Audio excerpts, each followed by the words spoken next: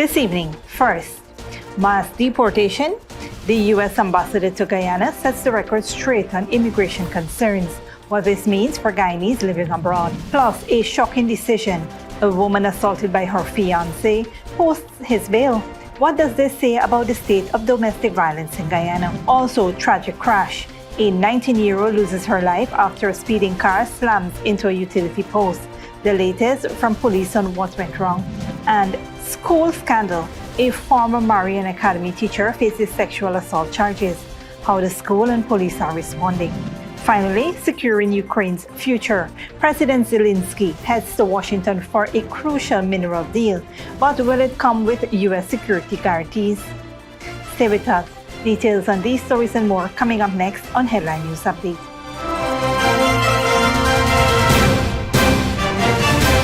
Welcome to this broadcast of Channel 2's Headline News Update for February 27, 2025. I am Debbie Backus. Thank you for joining us.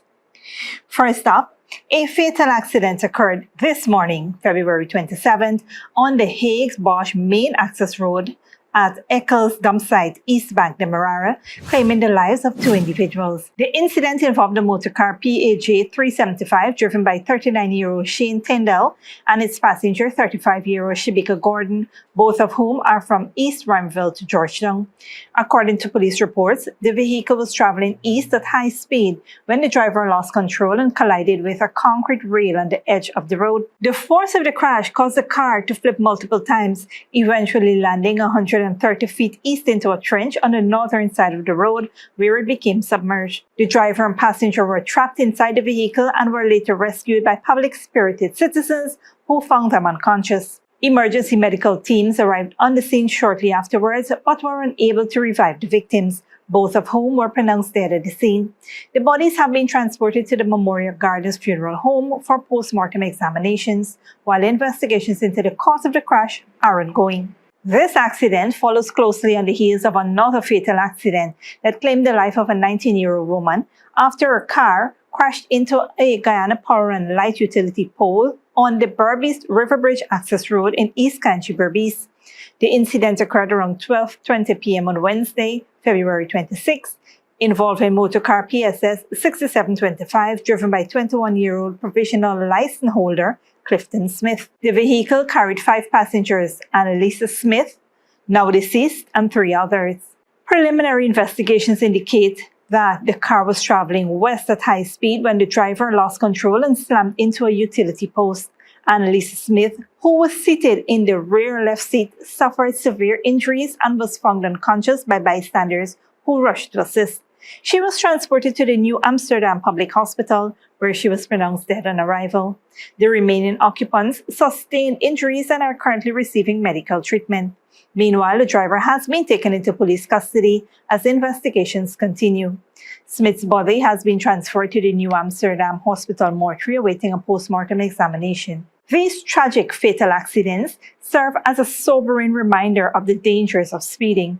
Authorities continue to urge motorists to exercise caution, obey speed limits, and prioritize road safety to prevent unnecessary loss of life. We now turn our attention to the U.S. mass deportation efforts and its effect on Guyana. United States Ambassador to Guyana, Nicole Tarriott, has assured that there will be no mass deportation of Guyanese nationals living illegally in the U.S.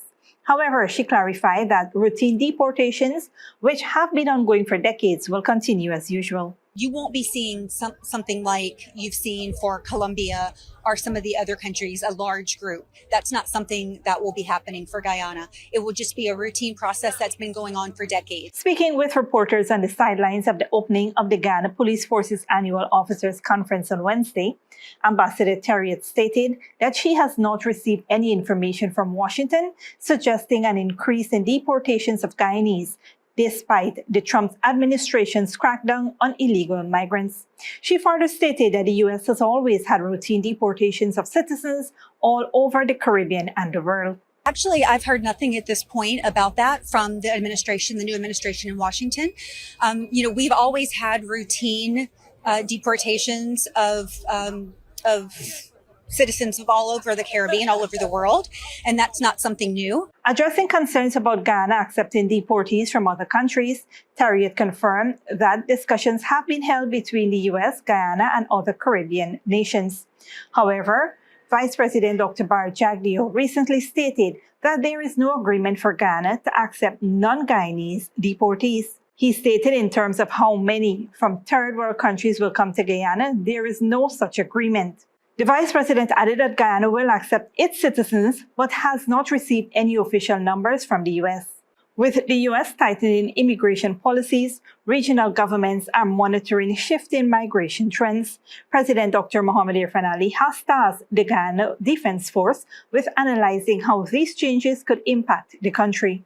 Noting Guyana's fast-growing economy and labor shortages, President Ali emphasized the need for strategic planning and international partnerships to manage potential migration challenges.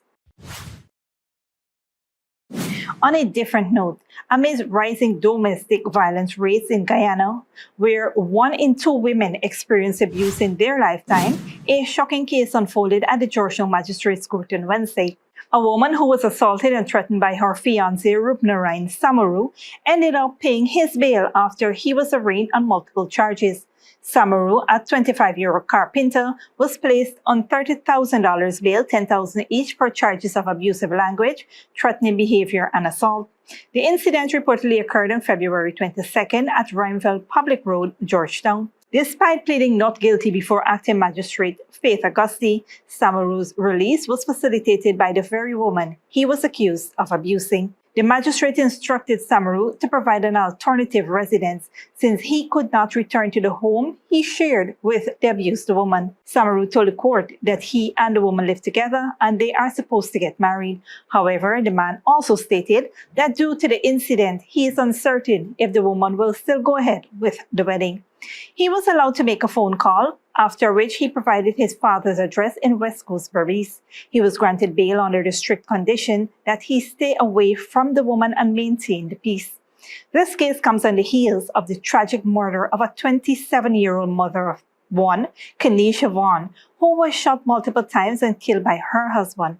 It highlights the dire state of domestic violence in Guyana, where victims often feel compelled to protect their abusers, even in face of life-threatening situations. Advocates continue to call for stronger protective measures and support systems for survivors, emphasizing that domestic violence is not just a personal issue, but a societal crisis demanding urgent attention.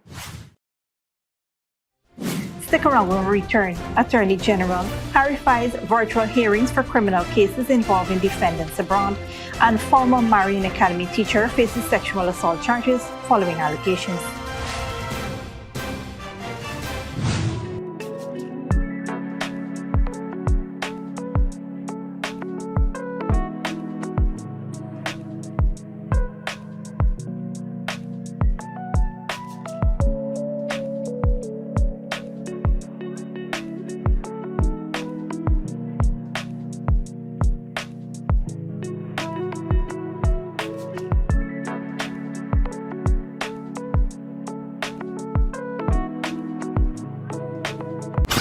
It's Digicell's 18th anniversary and we're going big with our blowout sale. Get up to 40% off Samsung smartphones. Yes, you heard that right. 40% off Samsung smartphones. Grab the Samsung A05 for just $17,000. The A15 for only $27,000. And the A25 at a jaw-dropping $35,000. But wait, there's more. With every purchase, enjoy a 30-day free data plan to stay connected. Hurry to a Digicel store near you. Offer good while stocks last. Digicel, the network for everyone, everywhere. Sneakily with a gift of sight from Modern Optical Services. Let our professional team examine and prescribe what's best for your eyes. Common smiles make fashionable faces. See us for a full line of optical services, including brand name and prescription eyewear.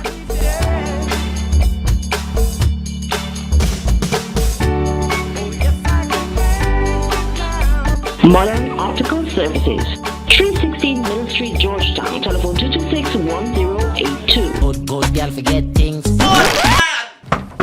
Who's the problem, Granny? I want money for borrow for those surgery. I was dancing and I fall and fracture my hip. If you need some quick money, you should check Lender's Jewelry and Pawn Shop. Lender's Jewelry and Pawn Shop, Lot 238 South Road, Border, Georgetown. Get jewelry made to order in just 72 hours. We also accept vehicles. Lender's, best rates, longest payback period. Boys, I get through. Plus, I could dance again.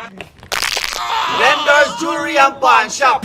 Furnishing your home or office has never been easier. Here at Kissoon's, our inventory of locally made and imported furniture, offered at amazing prices, will leave you wanting more. From vinyl, floor rugs and carpets, bedroom, dining and living room sets, mattresses, pillows, office desk, chairs and filing cabinets, outdoor benches and tables. We have a piece of furniture for every room imaginable in your home or office. Check out our flagship store at Industrial Site Rijnveld or one of our branches in New Amsterdam, Port Morant, Riverton and Camp Street. Kissoon's Furniture, furnishing homes for over 50 years.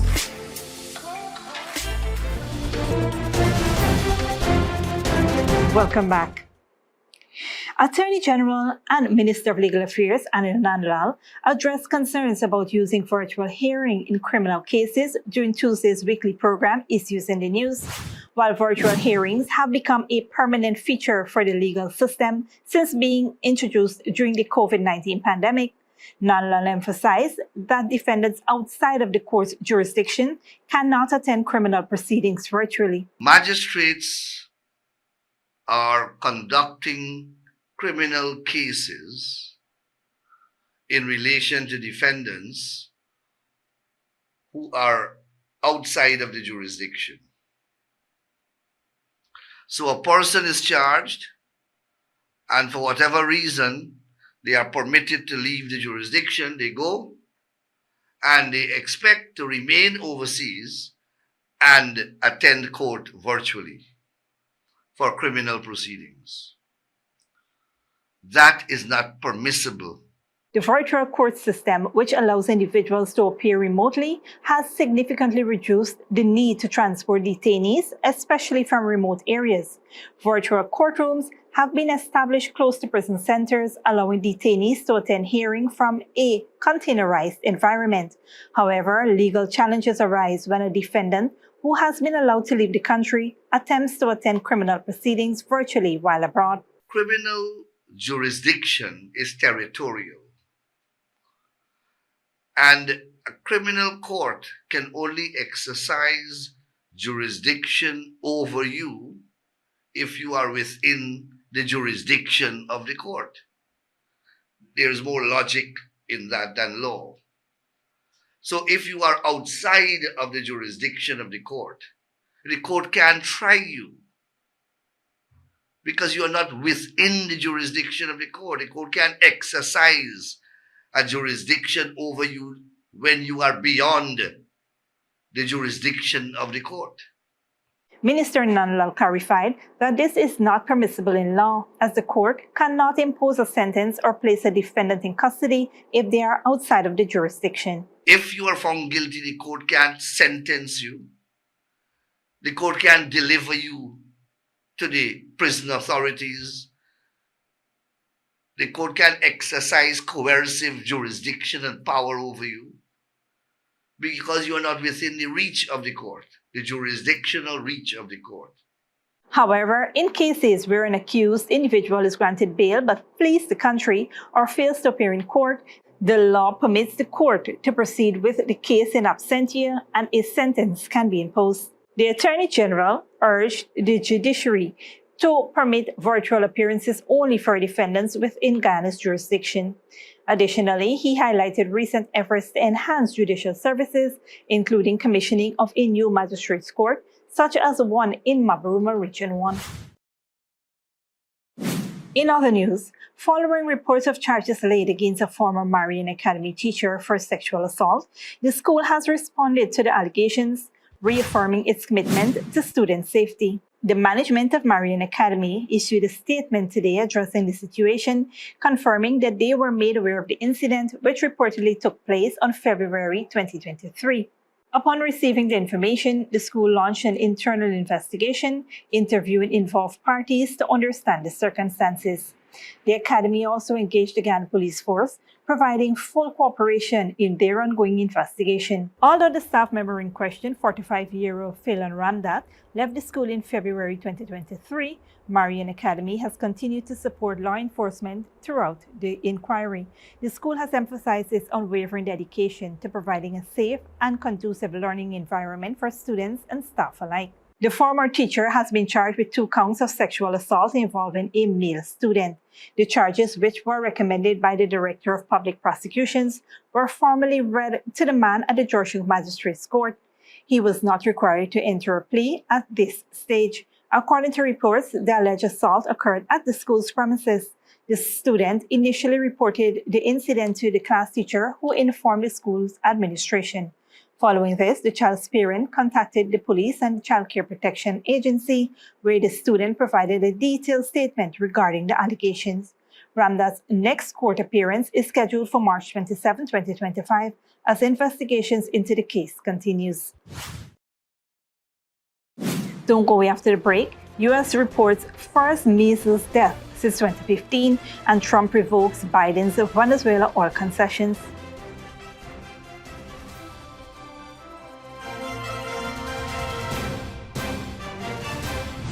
Digicel is celebrating 18 amazing years, and we're giving you the ultimate shopping spree. That's right, top up with $1,000 or more, and you could be one of 4 lucky winners, each walking away with up to $1 million in groceries. Imagine filling your carts with everything you need and more, absolutely free. Top up now and get ready to dash for carts full of groceries. Digicel, the network for everyone, everywhere.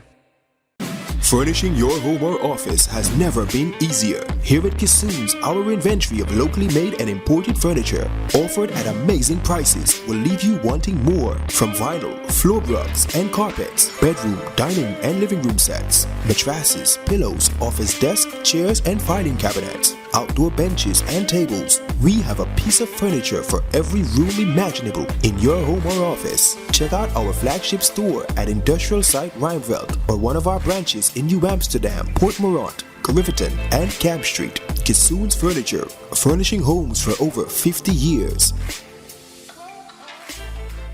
Sneakily with a gift of sight from Modern Optical Services. Let our professional team examine and prescribe what's best for your eyes. Current smiles make fashionable faces. See us for a full line of optical services, including brand name and prescription eyewear.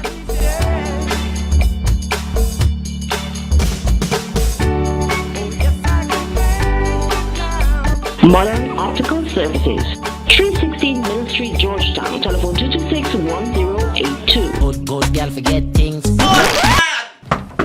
What's the problem, Granny? I want money for borrow for doing surgery. I was dancing and I fall and fracture my hip. If you need some quick money, you should check Lender's Jewelry and Pawn Shop. Lender's Jewelry and Pawn Shop, Lot 238 South Road Border, Georgetown. Get jewelry made to order in just 72 hours. We also accept vehicles. Lenders, best rates, longest payback period. Boys, I get through. Plus, I could dance again. Lender's Jewelry and Pawn Shop.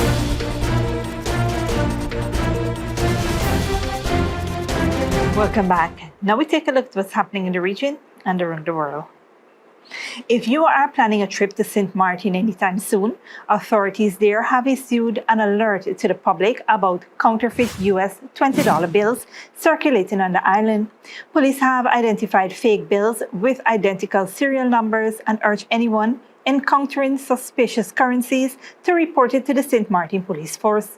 Businesses and individuals are advised to scrutinize cash transactions to prevent further circulations.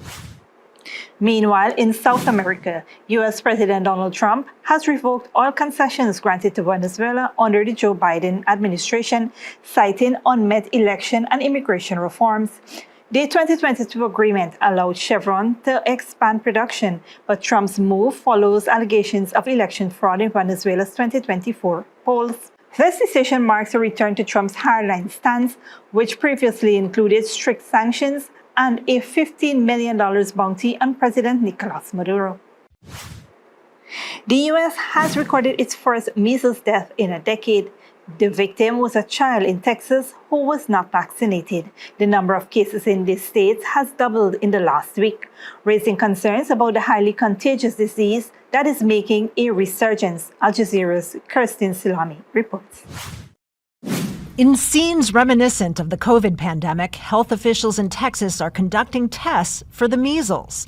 The disease has infected at least 124 people in the state, more than 100 of them under the age of 18. Only 5 of the patients have been vaccinated.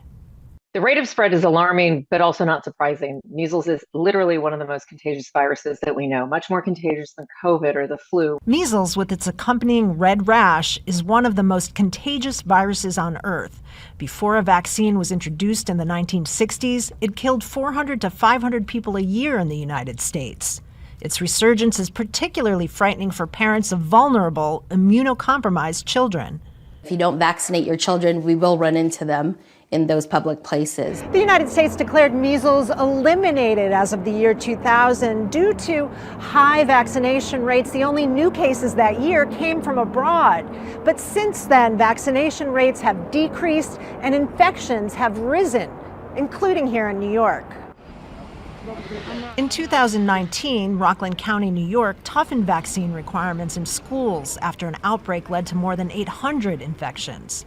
Bobby, do you want to speak on that? At the White House on Wednesday, Robert Kennedy Jr., the self-described vaccine skeptic and current Secretary of Health and Human Services, said he was watching the current epidemic. And we're going to continue to follow it. Incidentally, there have been 4 measles outbreaks this year. In this country last year, there were 16. So it's not unusual. We have measles outbreaks every year. But watching won't stop the spread. In Gaines County, Texas, the epicenter of the current outbreak, 18% of parents received an exemption for their child's school vaccination requirement.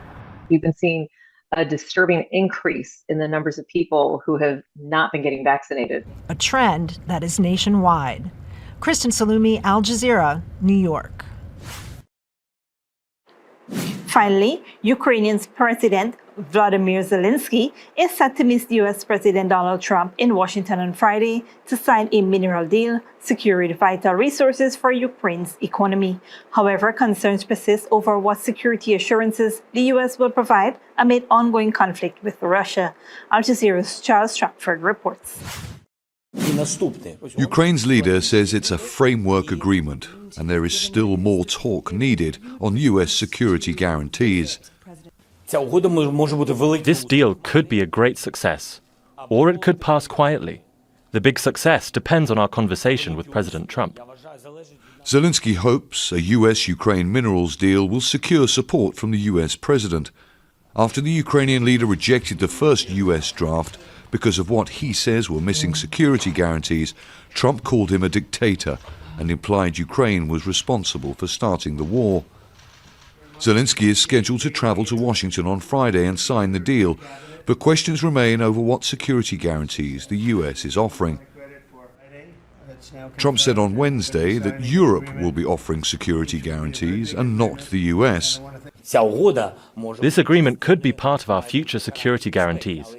But I want to understand, an agreement is an agreement, but we need to understand the broader vision, what lies next for Ukraine and where we are in all of this. European leaders say Zelensky has every reason to feel pressured and left out. He was excluded from the first round of US-Russia talks in Saudi Arabia last week. Talks are due to resume in Turkey on Thursday, but the State Department says that Ukraine will not be on the agenda.